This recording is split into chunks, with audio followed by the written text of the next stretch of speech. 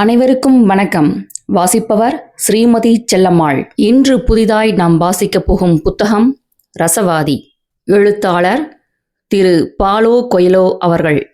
இந்நூல் உங்கள் கனவுகளை பின்தொடர்ந்து செல்வதை பற்றிய ஒரு கற்பனை கதை. தமிழில் மொழிபெயர்ப்பு நாகலட்சுமி சண்முகம் அவர்கள்.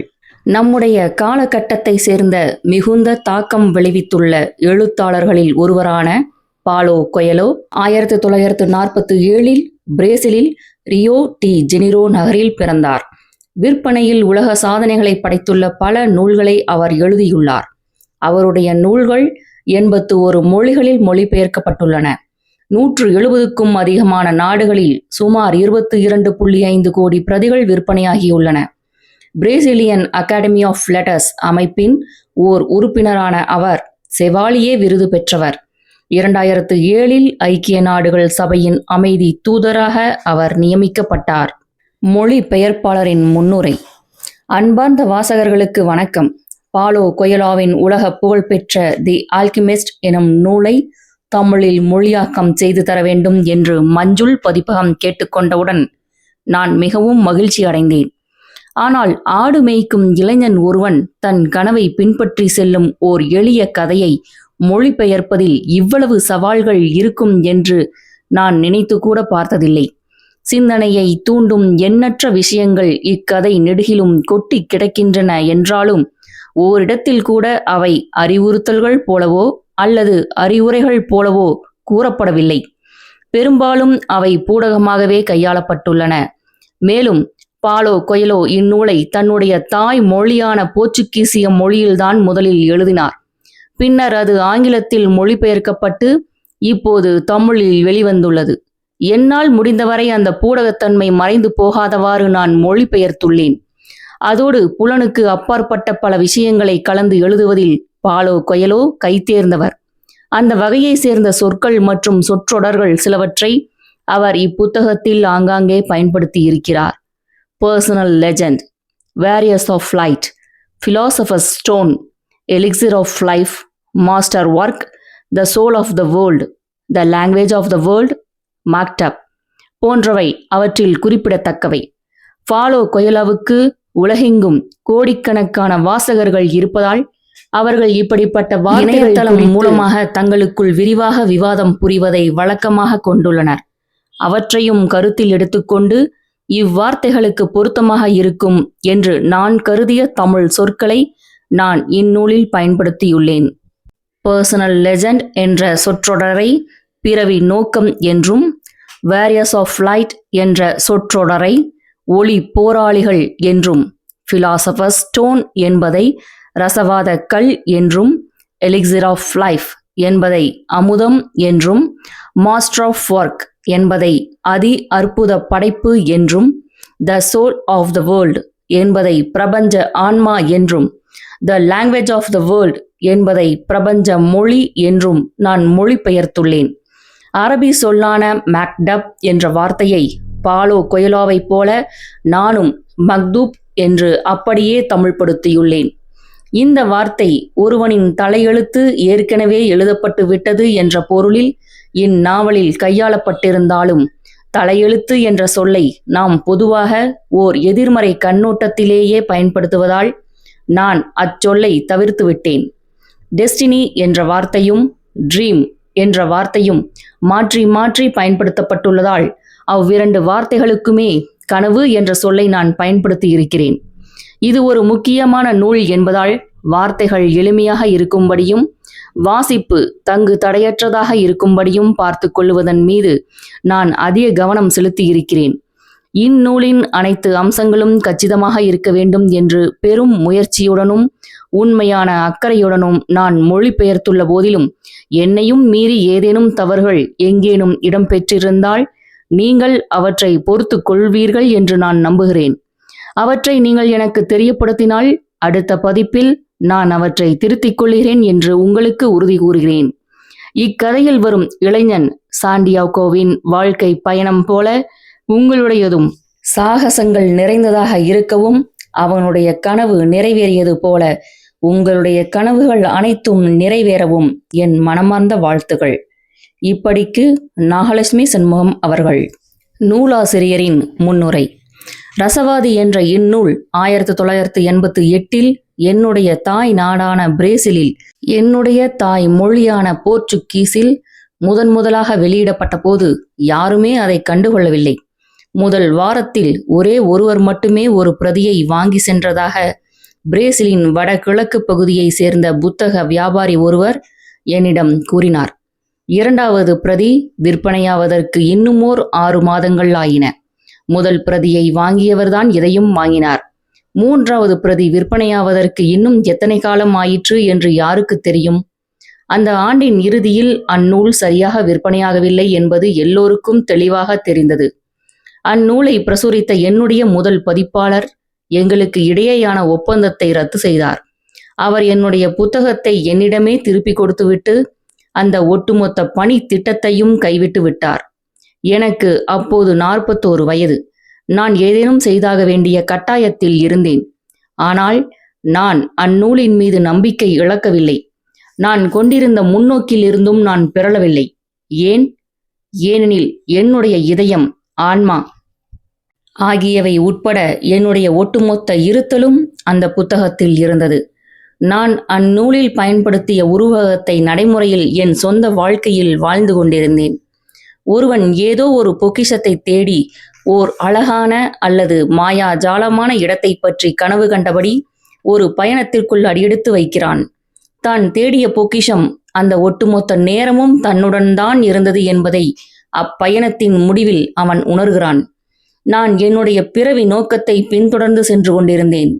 எழுதுவதற்கான என்னுடைய திறன்தான் என்னுடைய பொக்கிஷம்.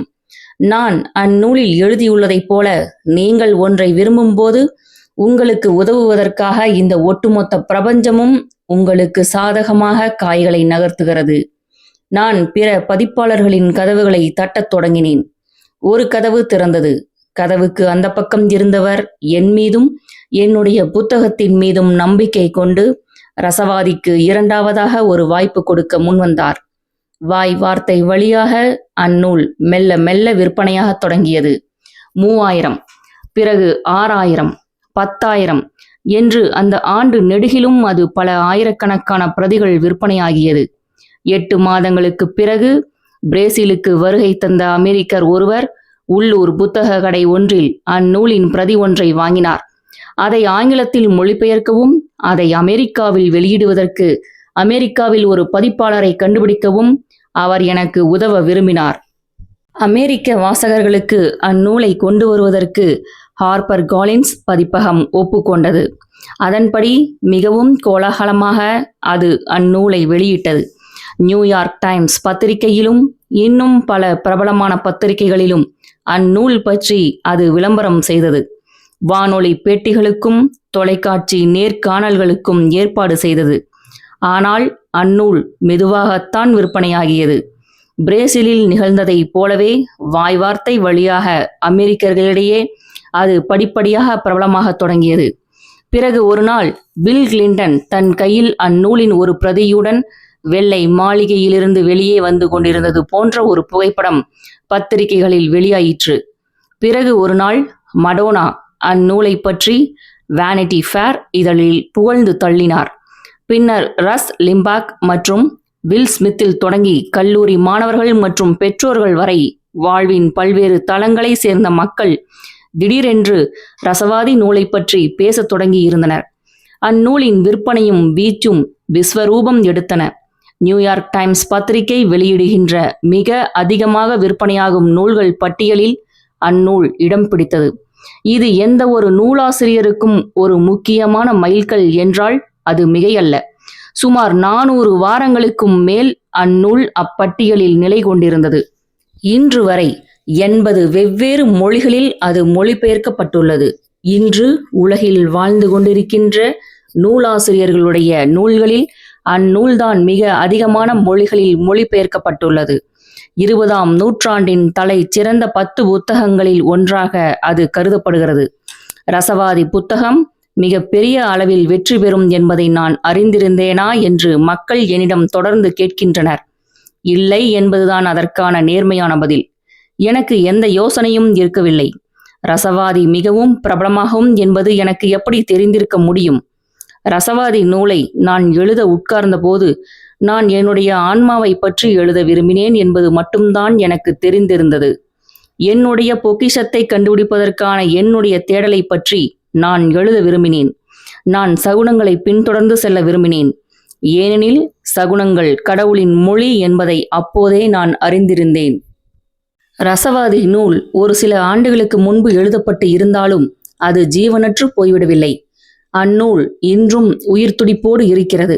என்னுடைய இதயத்தையும் ஆன்மாவையும் போலவே அது தொடர்ந்து வாழ்ந்து கொண்டிருக்கிறது. ஏனெனில் என் இதயமும் ஆன்மாவும் அதில் இருக்கின்றன. மேலும் என்னுடைய இதயமும் ஆன்மாவும் தான் உங்களுடைய இதயமும் ஆன்மாவும் கூட. சாண்டியாகோ என்ற அந்த இடையன் நான் தான். நான் என்னுடைய பொக்கிஷத்தை தேடி போய் கொண்டிருக்கிறேன்.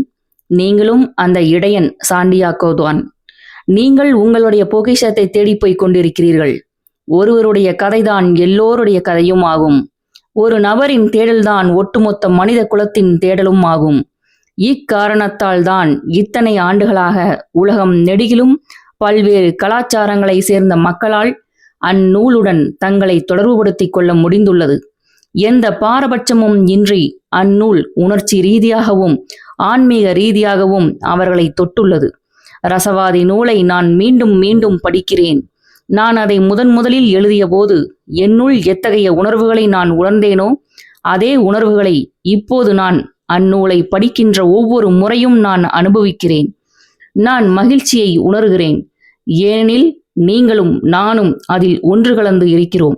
நான் இனி ஒருபோதும் தனியாக இருக்க மாட்டேன் என்ற அறிதலும் எனக்கு மகிழ்ச்சியை கொடுக்கிறது. நான் எங்கு சென்றாலும் மக்கள் என்னை புரிந்து கொள்ளுகின்றனர். அவர்கள் என்னுடைய ஆன்மாவை புரிந்து கொள்ளுகின்றனர். இது தொடர்ந்து எனக்கு நம்பிக்கையூட்டுகிறது. உலகம் நெடுகிலும் நிகழ்ந்து கொண்டிருக்கின்ற அரசியல் ரீதியான மோதல்கள், பொருளாதார ரீதியான மோதல்கள் மற்றும் கலாச்சார ரீதியான மோதல்களை பற்றி நான் படிக்கும்போது ஓர் இணைப்பு பாலத்தை கட்டுவதற்கான சக்தி நமக்குள் இருக்கிறது என்பது எனக்கு நினைவுபடுத்தப்படுகிறது. என்னுடைய அண்டை வீட்டுக்காரரால் என்னுடைய மதத்தையோ அல்லது என்னுடைய அரசியலையோ புரிந்து கொள்ள முடியாவிட்டால் கூட என்னுடைய கதையை அவரால் புரிந்து கொள்ள முடியும். அவர் என்னுடைய கதையை புரிந்து கொண்டால் அவர் என்னிடமிருந்து வெகு தூரம் தள்ளி இல்லை என்று அர்த்தம். ஒரு பாலத்தை கட்டுவதற்கான சக்தி எப்போதும் எனக்குள் இருக்கிறது.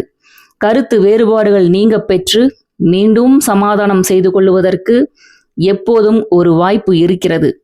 என்றேனும் ஒரு நாள் நானும் அவரும் ஒரு மேஜையை சுற்றி ஒன்றாக அமர்ந்து எங்களுடைய மோதல்களுக்கு ஒரு முடிவு கட்டுவதற்கான ஒரு வாய்ப்பு எப்போதும் இருக்கிறது. அந்த நாள் அன்று அவர் தன்னுடைய கதையை என்னிடம் கூறுவார். நான் என்னுடைய கதையை அவரிடம் பகிர்ந்து கொள்வேன். இப்படிக்கு பாலோ கொயலோ. நுழையும் முன் பாலைவனத்தில் கூட்டமாக பயணித்துக் கொண்டிருந்த ஒரு குழுவில் யாரோ ஒருவர் வாங்கியிருந்த ஒரு புத்தகத்தை அந்த ரசவாதி தன் கையில் எடுத்து அதன் பக்கங்களை புரட்டிய போது நார்சிசஸ் என்ற இளைஞனை பற்றிய ஒரு கதையை அவர் அதில் பார்த்தார்.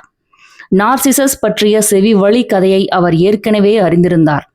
அந்த இளைஞன் தினமும் ஓர் ஏரியின் அருகே மண்டியிட்டு அமர்ந்து அந்த ஏரியின் நீரில் தன்னுடைய சொந்த அழகின் பிரதிபலிப்பை உற்று பார்த்து ரசித்து மகிழ்வதை வழக்கமாக கொண்டிருந்தான். தன்னுடைய அழகால் மிகவும் கவரப்பட்ட அவன் ஒரு நாள் காலையில் அந்த ஏரிக்குள் விழுந்து மூழ்கி இறந்து போனான். அவன் விழுந்த இடத்தில் ஒரு பூ தோன்றியது. அது நார்சிசஸ் என்று அழைக்கப்பட்டது. ஆனால் அக்கதையை அந்த நூலாசிரியர் அவ்வாறு முடிக்கவில்லை. மாறாக அதன் முடிவு பின்வருமாறு அமைந்திருந்தது. நார்சிசஸ் இறந்தபோது வனதேவதை அந்த ஏரியை கண்டுபிடித்து அங்கே வந்து சேர்ந்தாள். முன்பு நன்னீரால் நிரம்பியிருந்த அந்த ஏரி இப்போது உவர்ப்பான கண்ணீரால் நிரம்பிய ஓர் ஏரியாக மாறியிருந்தது. நீ ஏன் அழுகிறாய் என்று அந்த வனதேவதை அந்த ஏரியிடம் கேட்டாள். நான் நார்சிசஸுக்காக அழுகிறேன் என்று அந்த ஏரி பதிலளித்தது. நீ அவனுக்காக அழுவதில் ஆச்சரியம் ஏதும் இல்லை. ஏனெனில் நான் அவனுடைய அழகில் மயங்கி காட்டில் அவனை எப்போதும் பின்தொடர்ந்து வந்த போதும் உன்னால் மட்டுமே அவனுடைய அழகை அருகே இருந்து பார்க்க முடிந்தது. நீ என்ன சொல்லுகிறாய்? நார்சிசஸ் அழகாக இருந்தானா என்று அந்த ஏரி கேட்டது. இதை கேட்டு அந்த வனதேவதை ஆச்சரியமடைந்து, அவனுடைய அழகை பற்றி உன்னை விட அதிகமாக யாருக்கு தெரியும்? அவன் தினமும் உன்னுடைய கரையின் மீது மண்டியிட்டு அமர்ந்துதானே தன்னை தானே ரசித்து மகிழ்ந்தான் என்று கேட்டாள். அந்த ஏரி சிறிது நேரம் அமைதியாக இருந்தது. இறுதியில், நான் நார்சிசஸுக்காக அழுகிறேன், ஆனால் அவன் அழகாக இருந்ததை நான் ஒருபோதும் கவனித்ததே இல்லை.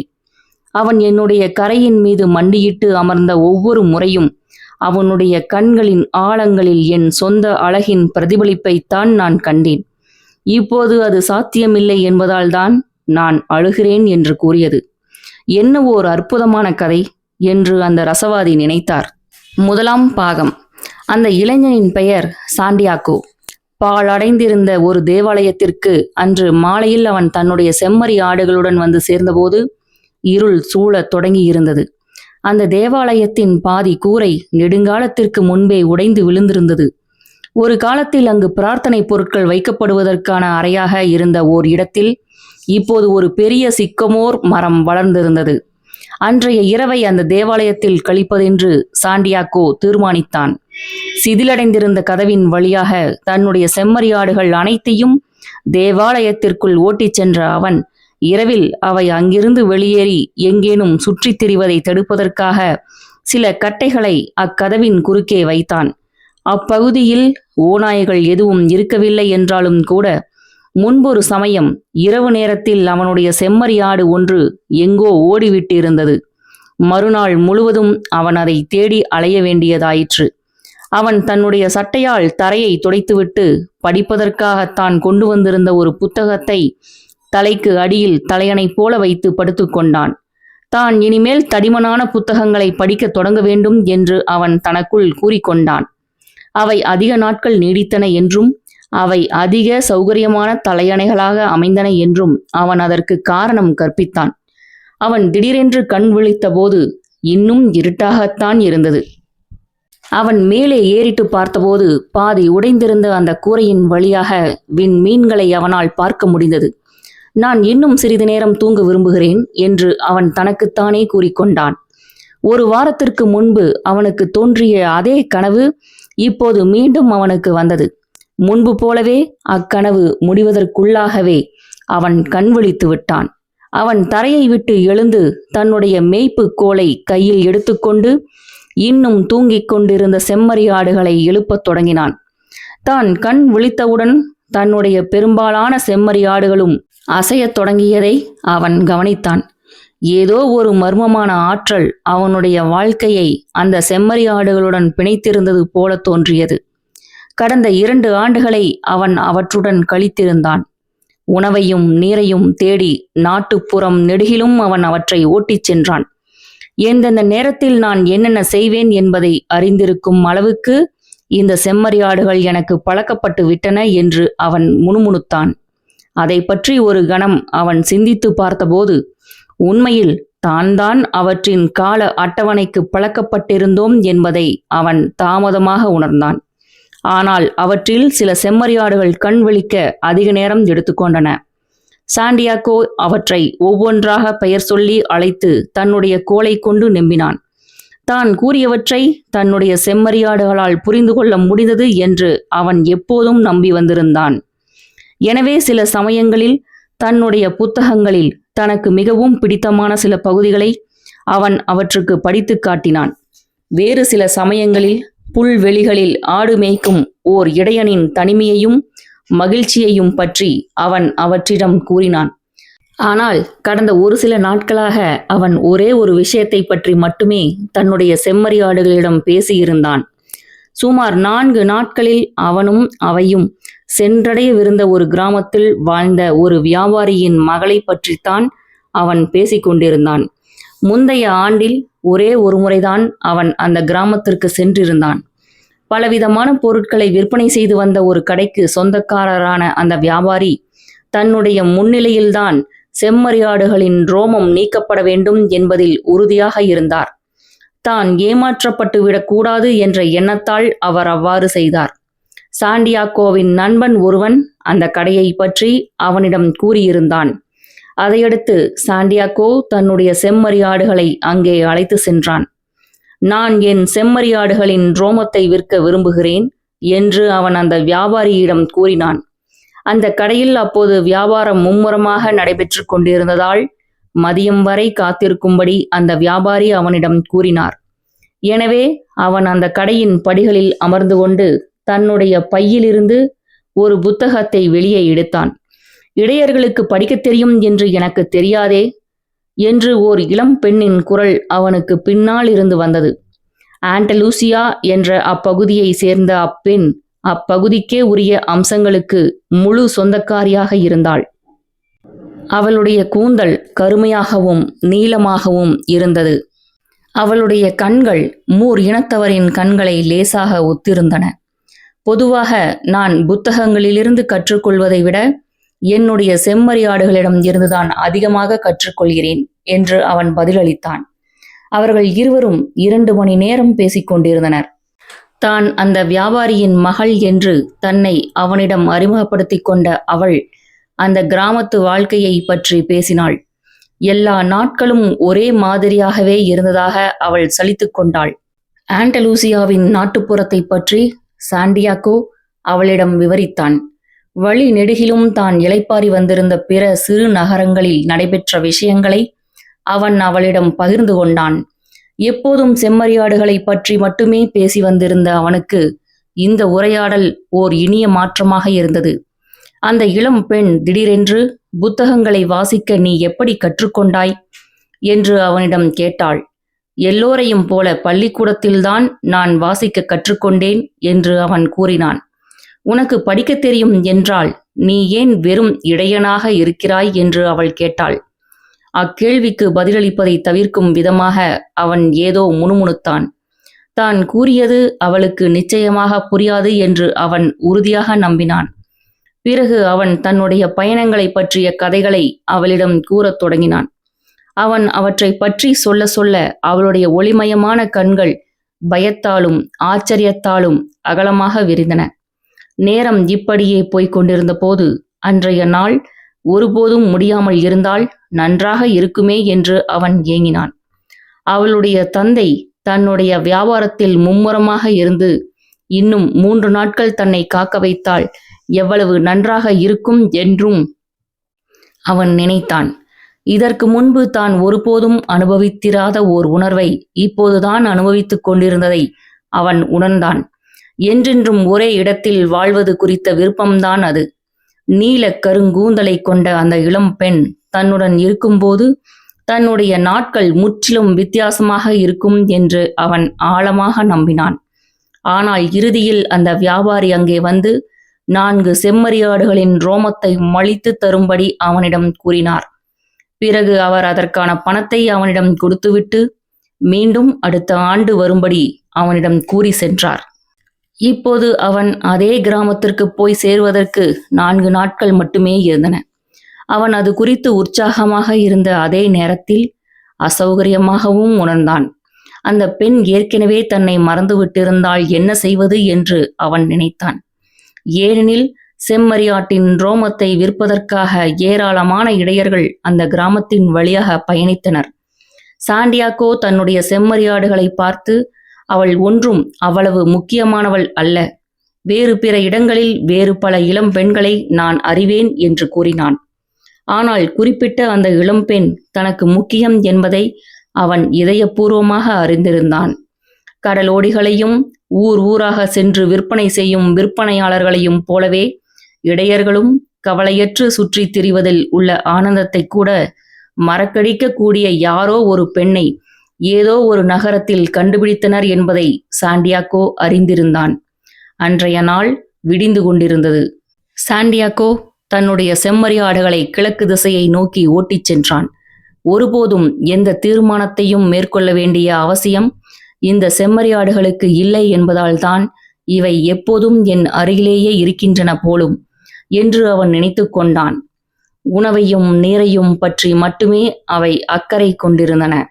ஆண்டலூசியாவில் சிறந்த மேய்ச்சல் நிலங்களை எப்படி கண்டுபிடிக்க வேண்டும் என்பது அவனுக்கு தெரிந்திருக்கும் வரை அவை எப்போதும் அவனுடைய நண்பர்களாக இருக்கும்.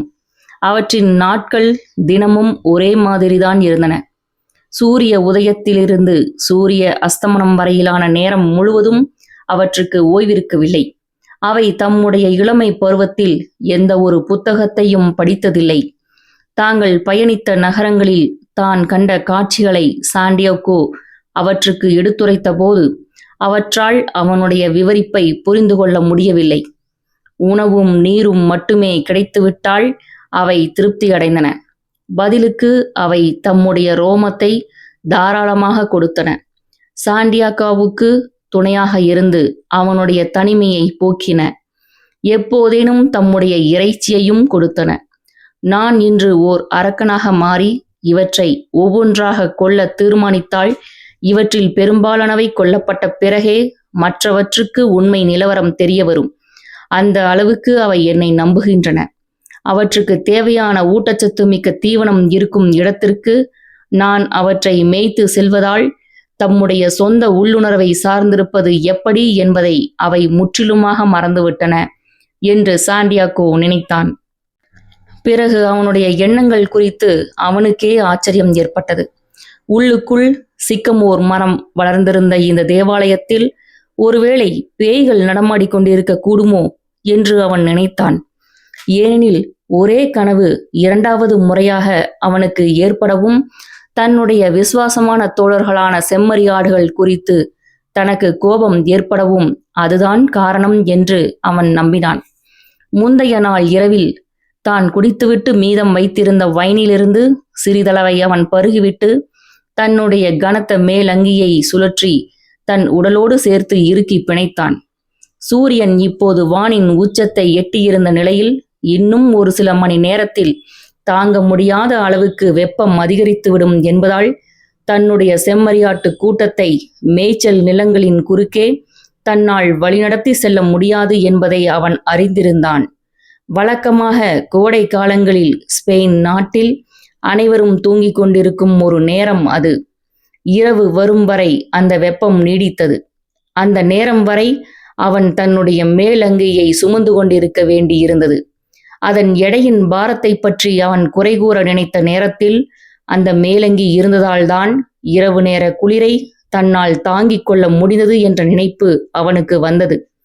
மாற்றத்திற்கு நாம் தயாராக இருக்க வேண்டும் என்று நினைத்து கொண்ட அவன் அந்த மேலங்கியின் எடை குறித்தும் அது கொடுத்த கதகதப்பை குறித்தும் நன்றியுணர்வு கொண்டான். அந்த மேலங்கிக்கு ஒரு நோக்கம் இருந்தது. அதே போல சாண்டியாகோவுக்கும் ஒரு நோக்கம் இருந்தது. பயணம் செய்வதுதான் அவனுடைய வாழ்வின் நோக்கமாக இருந்தது. ஆண்டலூசியா நெடுகிலும் 2 ஆண்டுகளாக நடந்து திரிந்த பிறகு அப்பகுதியை சேர்ந்த அனைத்து நகரங்களும் அவனுக்கு அத்துப்படியாக ஆகியிருந்தன. இந்த முறை தான் அந்த இளம் பெண்ணின் கிராமத்திற்கு சென்றவுடன் ஓர் எளிய இடையனான தான் எப்படி புத்தகங்களை படிக்க கற்றுக்கொண்டோம் என்பதை அவளுக்கு விளக்க வேண்டும் என்று அவன் திட்டமிட்டு கொண்டிருந்தான். அவன் தன்னுடைய 16வது வயது வரை ஒரு கிறித்தவ பாதிரியாராக ஆவதற்கு பயிற்சி அளித்த ஒரு பயிற்சி பள்ளிக்கு சென்றிருந்தான். அவன் ஒரு பாதிரியாராக ஆக வேண்டும் என்று அவனுடைய பெற்றோர் விரும்பியிருந்தனர். ஓர் எளிய விவசாய குடும்பத்தை சேர்ந்த அவர்கள் தங்கள் மகன் ஒரு பாதிரியாராக ஆவது தங்களுடைய குடும்பத்திற்கு பெருமை சேர்க்கும் என்று கருதியதால் அவ்வாறு விரும்பினர். செம்மறியாடுகளைப் போலவே வெறுமனே உணவுக்காகவும் நீருக்காகவும் அவர்கள் கடுமையாக வேலை செய்தனர். லத்தீன், ஸ்பானிய மொழி, இறையியல் ஆகியவற்றை சாண்டியாகோ கற்றிருந்தான். அவன் தன்னுடைய குழந்தை பருவத்திலிருந்தே உலகை அறிந்து கொள்ள விரும்பி வந்திருந்தான். கடவுளை பற்றி அறிந்து கொள்வதையும் மனிதனின் பாவங்களை பற்றி தெரிந்து கொள்வதையும் விட உலகத்தை பற்றி தெரிந்து கொள்வது அவனுக்கு அதிக முக்கியமானதாக இருந்தது. ஒரு நாள் மதியம் அவன் தன்னுடைய பெற்றோரை சந்தித்து துணிச்சலை வரவழைத்து கொண்டு தான் ஒரு பாதிரியாராக ஆக விரும்பவில்லை என்றும் தான் பல்வேறு இடங்களுக்கு பயணிக்க விரும்பியதாகவும் அவர்களிடம் கூறினான். சாண்டியாகோவின் தந்தை அவனிடம், மகனே, உலகின் அனைத்து பகுதிகளையும் சேர்ந்த மக்கள் இந்த கிராமத்தின் வழியாக பயணித்துள்ளனர். புதிய விஷயங்களை தேடி அவர்கள் இங்கு வருகின்றனர். ஆனால் அவர்கள் இங்கிருந்து புறப்பட்டு செல்லும்போது அவர்கள் முதலில் இங்கு வந்தபோது எப்படி இருந்தார்களோ அதே போலவே திரும்பி செல்கின்றனர். அவர்கள் மலை மீது ஏறி சென்று கோட்டையை பார்க்கின்றனர். அப்போது இக்கணத்தில் நம் வசம் இருப்பவற்றை விட கடந்த காலம் அதிக சிறப்பாக இருந்ததாக அவர்கள் நினைக்கின்றனர். பொன்னிற தலைமுடியை கொண்டவர்கள், கருப்பு தோல் கொண்டவர்கள், என்று அவர்கள் பல விதங்களில் இருக்கின்றனர். ஆனால் அவர்களும் இங்கு வாழ்கின்ற மக்களை போன்றவர்கள்தான் என்று கூறினார். அப்பா, ஆனால் அவர்கள் வாழ்கின்ற சிறு நகரங்களில் உள்ள கோட்டைகளை நான் பார்க்க விரும்புகிறேன் என்று அவன் விளக்கினான். அம்மக்கள் நம்முடைய நிலத்தை பார்க்கும்போது என்றென்றும் இங்கேயே வாழ்ந்துவிட தாங்கள் விரும்புவதாக கூறுகின்றனர் என்று அவனுடைய தந்தை வலியுறுத்தினார். நான் அவர்களுடைய நிலத்தை நேரில் பார்க்க விரும்புகிறேன். அவர்கள் எவ்வாறு வாழ்கின்றனர் என்பதை நேரடியாக தெரிந்து கொள்ள விரும்புகிறேன் என்று சாண்டியாகோ கூறினான். இங்கு வருகின்ற மக்களிடம் ஏராளமான பணம் உள்ளது. எனவே பல இடங்களுக்கும் பயணிப்பது அவர்களுக்கு கட்டுப்படியாகிறது. இங்குள்ளோரில் இடையர்கள் மட்டுமே வேறு இடங்களுக்கு பயணிக்கின்றனர் என்று அவனுடைய தந்தை கூறினார். அப்படியானால் நான் ஓர் இடையனாக ஆகப் போகிறேன். இதற்கு பிறகு அவனுடைய தந்தை எதுவும் கூறவில்லை. மறுநாள் பண்டைய ஸ்பானிய பொற்காசுகள் 3ஐ ஒரு பைக்குள் போட்டு அதை அவர் அவனிடம் கொடுத்தார். சாண்டியாகோ, முன்பு என்றோ ஒரு நாள் இப்பொற்காசுகளை ஒரு வயலில் நான் கண்டெடுத்தேன். இவற்றை நான் உனக்கு சீதனமாக கொடுக்க விரும்பினேன். ஆனால் இப்போது நீ இவற்றை பயன்படுத்தி சில செம்மறியாடுகளை வாங்கிக்கொள். அந்த ஆடுகளை மேய்ச்சல் நிலங்களுக்கு கூட்டிச் செல். நம்முடைய நாட்டுப்புறம்தான் சிறந்தது என்பதையும் நம்முடைய பெண்கள்தான் பேரழகிகள் என்பதையும் என்றேனும் ஒரு நாள் நீ தெரிந்து கொள்வாய் என்று அவர் தன் மகனிடம் கூறினார். பிறகு அவர் அவனை ஆசிர்வதித்தார். உலகம் நெடுகிலும் பயணிக்க வேண்டும் என்ற ஓர் ஆழ் விருப்பம் தன் தந்தைக்கும் இருந்ததை அவருடைய ஆழமான பார்வையில் அவனால் பார்க்க முடிந்தது. அந்த ஆழ் விருப்பம் இன்னும் அவருக்குள் துடிப்பாக இருந்தது. ஆனால் நீருக்காகவும் உணவுக்காகவும் தலைக்கு மேலே ஒரு கூரைக்காகவும் தன் வாழ்நாள் நெடுகிலும் அவர் கடுமையாக போராட வேண்டியிருந்ததால் அவர் தன்னுடைய பயண ஆசையை தனக்குள் புதைத்து விட்டிருந்தார். செந்நிற சாயலை கொண்டிருந்த தொடுவானத்தை கிழித்து கொண்டு திடீரென்று சூரியன் தோன்றியது. சாண்டியாகோ தன் தந்தையுடனான உரையாடலை நினைத்து பார்த்து அது குறித்து இப்போது மகிழ்ச்சி கொண்டான். அவன் ஏற்கனவே பல கோட்டைகளை பார்த்திருந்தான், பல பெண்களை சந்தித்திருந்தான். ஆனால் அவனுக்கென்று நெடுநாட்களாக காத்து கொண்டிருந்த அந்த இளம் பெண்ணுக்கு அவர்கள் யாரும் ஈடாகவில்லை. அவனுக்கு சொந்தமாக ஒரு கனமான மேலங்கியும் ஒரு புத்தகமும், ஒரு புத்தகத்தை படித்து முடித்தவுடன் அதை பண்டமாற்றாக கொடுத்து வேறொரு புத்தகத்தை வாங்கிக் கொள்வது அவனுடைய வழக்கம். ஒரு செம்மறியாட்டு கூட்டமும் இருந்தன. ஆனால் மிக முக்கியமாக தன்னுடைய கனவை ஒவ்வொரு நாளும் அவனால் வாழ முடிந்தது. ஆண்டலூசியாவின் மேய்ச்சல் நிலங்கள் அவனுக்கு அலுப்பூட்டினால் தன்னுடைய செம்மறியாடுகளை விற்றுவிட்டு ஏதேனும் ஒரு கடற்பகுதிக்கு செல்வதற்கான சுதந்திரம் அவனுக்கு இருந்தது. கடற்புற வாழ்க்கை அவனுக்கு அலுப்பூட்டினால் மகிழ்ச்சியாக வாழ்வதற்கு இன்னும் ஏராளமான நகரங்களையும் பிற பெண்களையும் வேறு பல வாய்ப்புகளையும் அவன் ஏற்கனவே தெரிந்து வைத்திருந்தான். சூரியன் வானில் எழுவதை பார்த்த அவன், கடவுளை கிறித்தவ பயிற்சி பள்ளியில் நிச்சயமாக என்னால் கண்டுகொண்டிருக்க முடியாது என்று நினைத்தான். தன்னால் முடிந்த போதெல்லாம் பயணிப்பதற்கு ஒரு புதிய பாதையை அவன் தேடினான். பாழடைந்த அந்த தேவாலயம் அமைந்திருந்த பகுதியின் வழியாக அவன் பல முறை பயணித்திருந்த போதிலும் அவன் ஒருபோதும் அந்த தேவாலயத்திற்குள் அடியெடுத்து வைத்திருக்கவில்லை. உலகம் மிக பெரியதாகவும் எல்லையற்று பறந்து விரிந்தும் இருந்தது. செம்மறியாடுகளை அவற்றின் போக்கில் திரிய விடுவதன் மூலமும் பல சுவாரஸ்யமான விஷயங்களை அவனால் கண்டறிய முடியும். ஆனால் பிரச்சனை என்னவென்றால், தாம் தினமும் ஒரு புதிய சாலையின் வழியாக நடந்து சென்று கொண்டிருந்தோம் என்பதை அந்த செம்மறியாடுகள் உணர்வதில்லை. புல்வெளிகள் புதியவை என்பதையும் பருவங்கள் மாறுகின்றன என்பதையும் அவை பார்ப்பதில்லை. அவை எல்லா நேரத்திலும் உணவையும் நீரையும் பற்றி மட்டுமே நினைத்தன.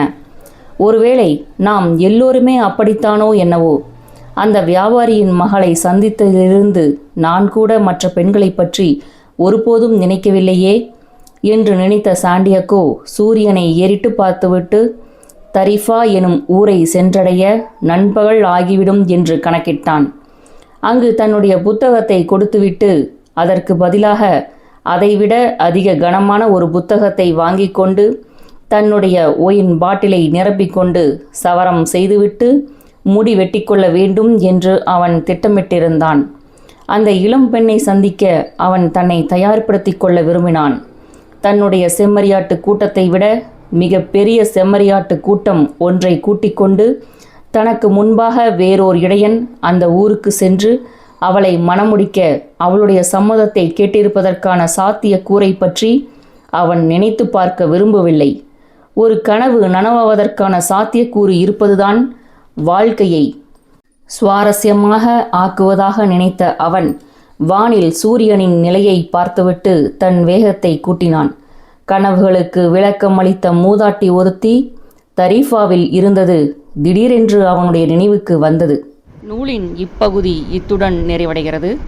மேலும் மகாகவி பாரதியாருடன் பயணித்த திரு வ. ராமசாமி அவர்கள் எழுதிய பாரதியார் அவர்களின் வாழ்க்கை வரலாற்றை கூறும் மகாகவி பாரதியார், காவிரி நீரோவியம், ஆசிரியர் சூர்யா சேவியர்.